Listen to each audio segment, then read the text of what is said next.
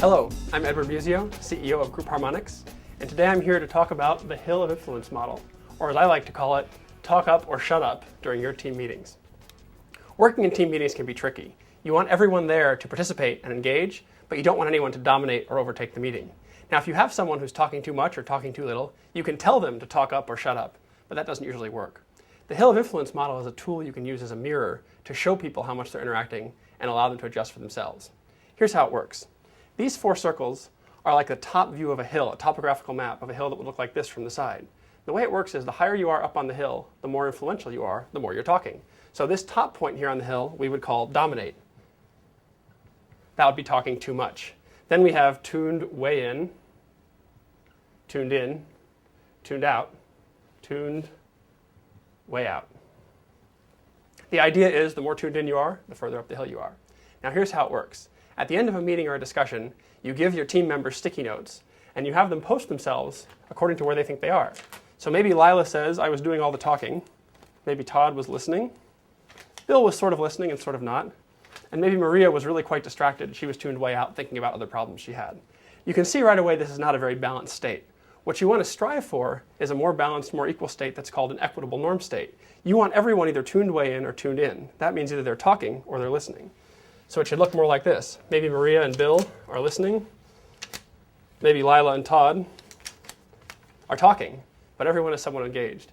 The good thing about this tool is it gives you a visual representation not only of the current state, but of the target. People can see right away whether it's working or not. As people become more attentive to these issues by doing this activity, they'll start to become self-correcting. Maybe Lila will start talking a whole lot and dominating again. Either she'll catch herself or someone else will say to her, let's hear from someone else, and help her to move back out. Maybe Bill will become distracted and get very quiet and start thinking about other things until someone says to him, Bill, what do you think? And that helps to bring him back in. The idea is the team will work for each other and for themselves to make the adjustments. Now here's another way to use this activity. At the end of a meeting, instead of having everyone post themselves, have people post each other. So perhaps Bill says, I think Lila wasn't talking very much. I think she was pretty well tuned out. Maybe Lila says, I think Maria was talking all the time. Maybe Maria says, I didn't see Todd talking too much. And maybe Todd says, I didn't see Bill talking too much either. You can see what we have here is a situation where one person's doing all the talking and no one else is even listening. Again, it's a quick graphic representation of the current state versus what the ideal state is.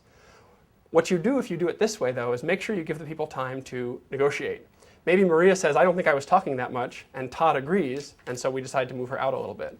Maybe Bill says, I talked a few times, but Lila says, no, you didn't, and Todd says, no, you didn't, and so they decide to leave him here.